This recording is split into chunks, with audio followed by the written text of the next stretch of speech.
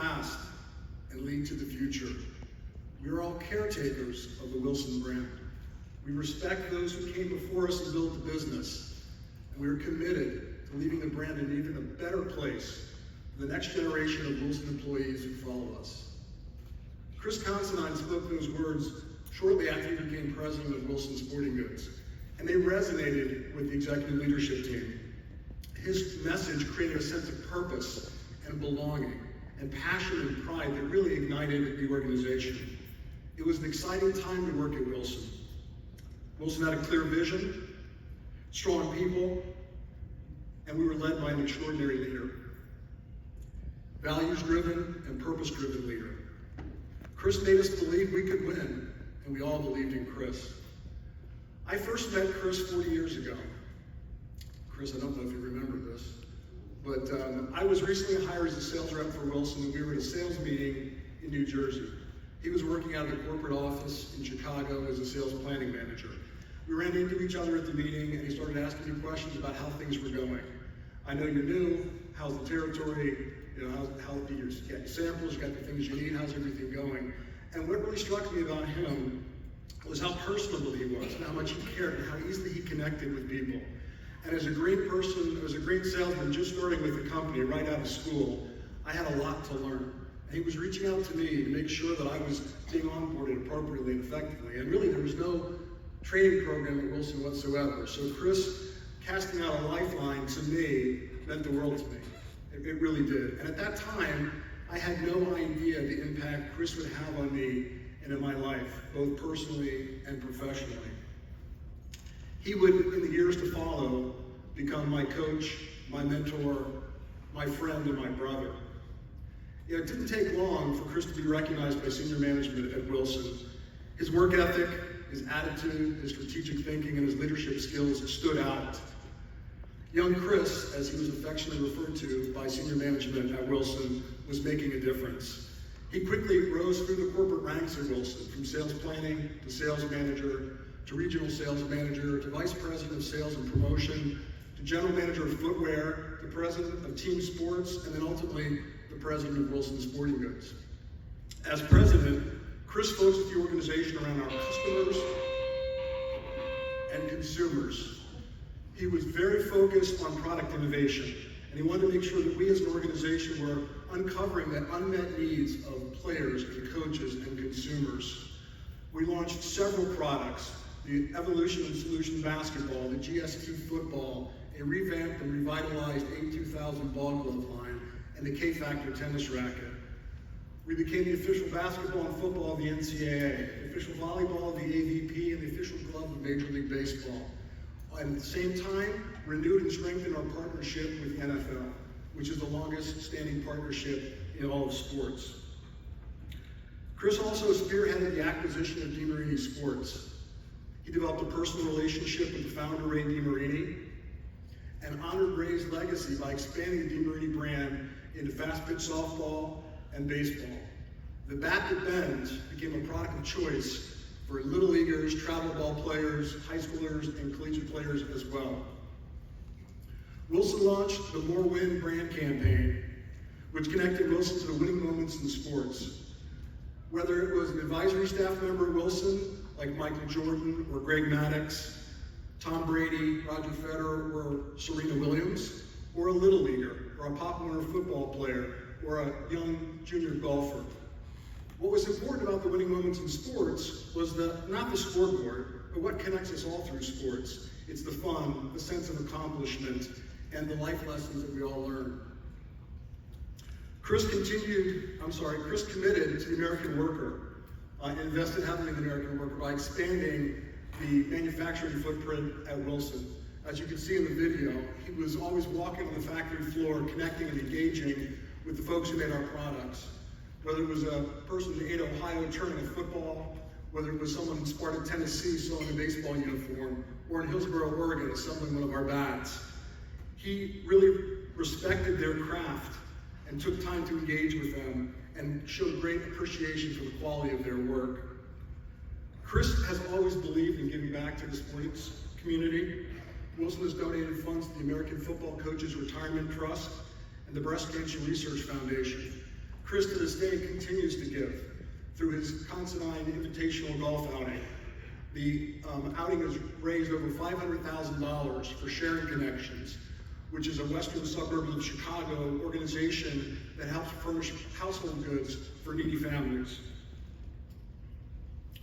While Chris's contributions to the sporting goods industry and his accomplishments at Wilson Sporting Goods are significant, it's really only half the story about Chris.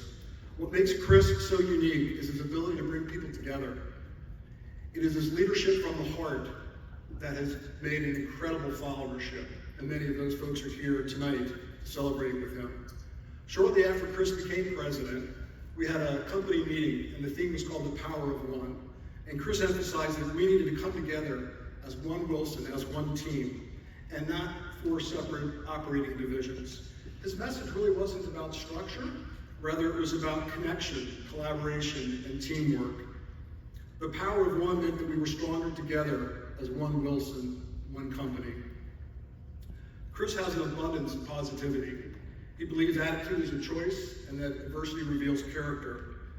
He is humble and always puts others first. I know he's uncomfortable tonight as well because I'm up here talking about him. He never dwells on what went wrong. In fact, he always focuses on the next play. Chris has always shown compassion and empathy for his teammates and the folks that he's led. He always takes time to know us as individuals and people. He knows our spouses, our kids, what's going on in our family lives. He built trust and treated us like family. He also built a championship team with each member willing to run through a brick wall for him. He always signs his emails, as you saw in the video, with the word onward, which really signifies what he's all about from his approach in business and in life. All of us who've worked for Chris at Wilson were on a remarkable journey together. It was a special time and place. We were surrounded by exceptional people, and we were led by an extraordinary man.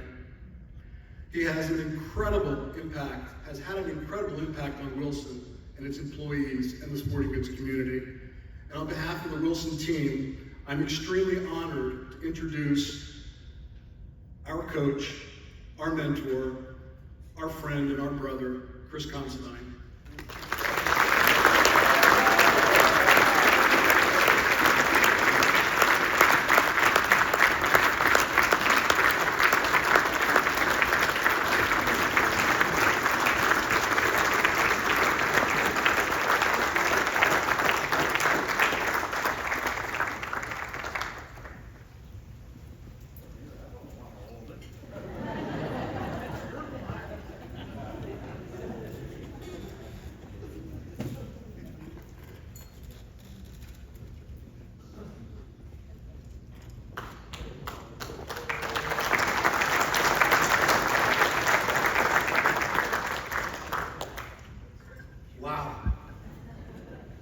Thank you, Bill. It was a very kind introduction.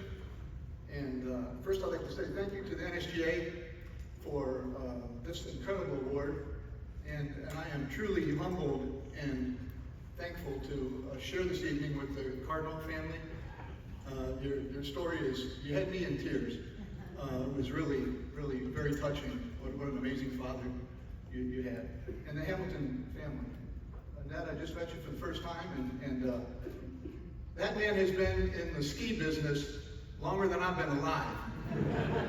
It's incredible. 67 years he's been doing it, and I can tell he is full of vim and vigor and quite an impressive man. So I look forward to talking to you some more. So hopefully you like to drink. After this, we'll hook up for a pie.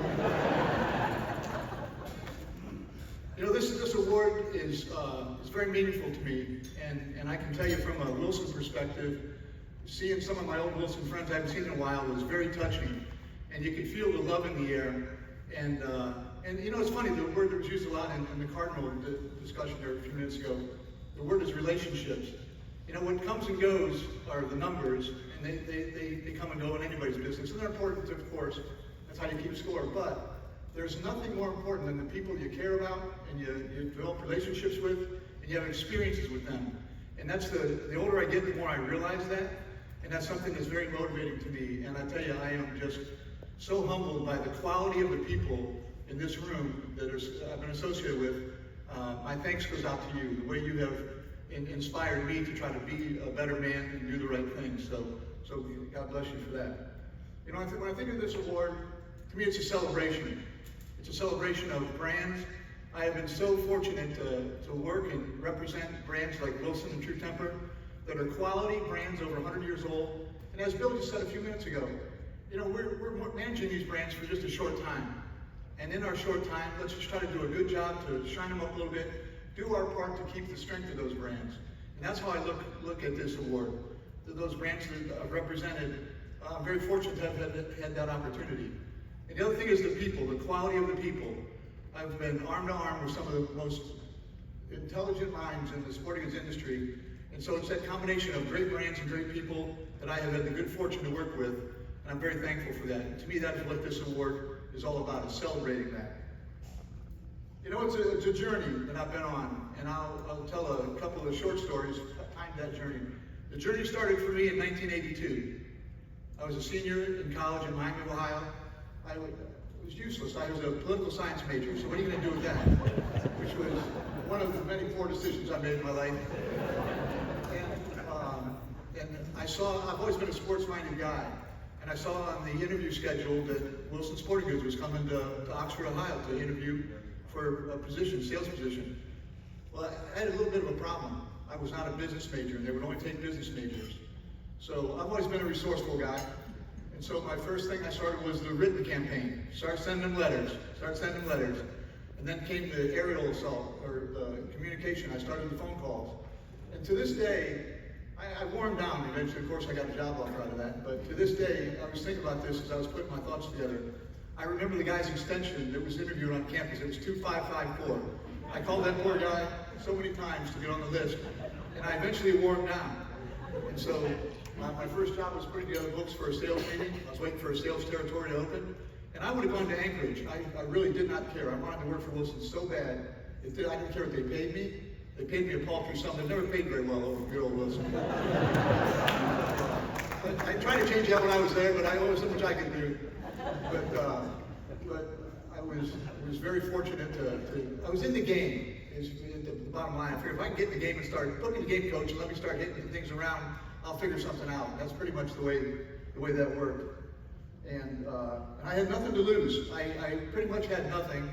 I was a broke college kid. I did not have a credit card. I actually got turned down for a Sears credit card, if that's possible. I thought if you followed the mirror, you could get a Sears credit card, but apparently I couldn't. And I had people reach out and help me because of my humble beginnings. Ed Jaros, who's in the audience here, one of my fraternity brothers, he had an apartment in downtown Chicago, and it was like a transient hotel. If somebody got a job in Chicago, you just plopped it on Eddie's floor somewhere, and I slept on a box spring for 6 months in one of the spare bedrooms. But that shows the kind of quality people that I've been lucky to be surrounded by, that will give of you and do things for you when it's inconvenient for them. So, Eddie, I thank you so much for your generosity in those days. And a car, I didn't have a car. Once I did money, didn't have a car, and from a car standpoint, one of our family friends lent me an old Maverick that had been ridden off the road by an 18-wheeler. So on the side of the car, you can see the door was crunched in, and so you had to get in from the other side. And the guy who hired me at Wilson said, "Would you do me a favor? Would you park that in the corner of the parking lot?" So of course I did that. That was no problem. And from my perspective, I was destined to be in this business. I was hell-bent on getting in the sporting goods business. I've always had a passion for sport. And from a personal standpoint, I was that little kind of weird kid in your neighborhood that would hit tennis balls against the garage when nobody else was there to play tennis. Or would, in January, February in Ohio, you can still play basketball outside. You just got to shovel the driveway, throw some salt down, and then rotate the basketballs. You put a couple back in on the radiator in the house, you play it's flat, and you keep working. That's the kind of kid I was. There was a day that went by that I didn't catch a ball, hit a ball, do something with a ball of some sort. So I really felt destined to be in this business. And from a professional standpoint, it's very much important to me that I work my way up from the bottom. I'm proud of that. My first job at Wilson was putting together books for a salesman, and I was a schlep. That I would have washed cars or done anything. I didn't care. And I'm proud to wear that mantle, and I feel like I earned the different opportunities. And I tried to do it the hard way. So I'm very, very thankful for those opportunities. You know, we all have different teams in our lives, and I want to just mention a couple of teams here, and I'll close this so I don't babble on too long. But the first team I had was the family I was raised in back in Ohio. My mom and dad, you saw from the video. We were so fortunate to have living role models in my mother and father. And they didn't use words like values, but they lived them.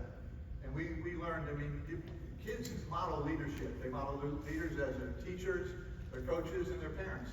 And the models we had as our parents was off the charts. And God bless them. I can't say enough good things about them and the avenue that they created for us to behave properly and live our lives the right way. So it starts with my mom and dad. My siblings, I have some of them here tonight. My brother Bill, his wife Becky, and my brother Tom and my sister Karen. They showed me nothing but love and support. Sometimes it was tough love that I deserved, but very, very influential in my life, and I can't thank them enough. They're very important for me. And my direct family with Teresa and I, my wife Teresa, I love you guys very much. You mean the world to me. Dan, Dave, Sarah, and Megan. The greatest achievement we have, my wife and I, are raising those kids. And you want to have your kids be considerate and respectful young people, and they are. So we're very proud of each and every one of you. And I got to take a second and just mention my wife Teresa. I traveled a lot. I was a workaholic. There's no doubt. I'm not ashamed to say that. I had passion for the work, and I worked hard. I worked long hours. I traveled a bunch, and somebody had to run the house, and it sure as hell wasn't me. So my wife Teresa got everything going all the time, kept things in order. Whenever a calamity would happen, I was usually out of town, of course. And even if I was home, I was fairly useless anyway. There's not much to do. In fact, there was a handyman who was working at our house one day, doing some really basic rudimentary stuff, and stuff that a husband ought to be doing. And he said to Teresa, he goes, "Do you mind if I ask you a question?" She goes, "What's that?" He goes, "Is your husband still with us?"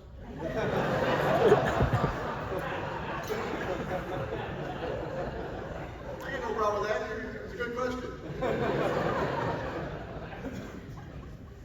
And I'm very fortunate to have a group of friends, like I mentioned at drills earlier, that unconditionally just will give you the shirt off their back. You know, True Temper is in Memphis. I live in Chicago. And my buddy Don Sullivan, he lives in Memphis. And so, do you mind if I hook up with you for a while, Sully? 5 years later, I'll be staying at their house. And his wife, Missy, is a wonderful human being. They've adopted me as their third child.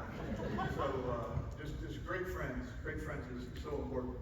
And then last but certainly not least are my Wilson friends. You know, you got a flavor when Bill Kirchner was up here. We have a special thing going on Wilson Sporting Goods. A high level of trust. The team, the fun we had, building the business and doing it kind of in a very fun way. We worked hard and played hard. And I'm just beaming when I see tonight the different people who showed up. I'm so proud to be a friend of yours. And as I mentioned earlier, it's the relationships that matter. They're much more important than the sales and the market shares and all that stuff. And I can't wait to celebrate the rest of the evening with you guys.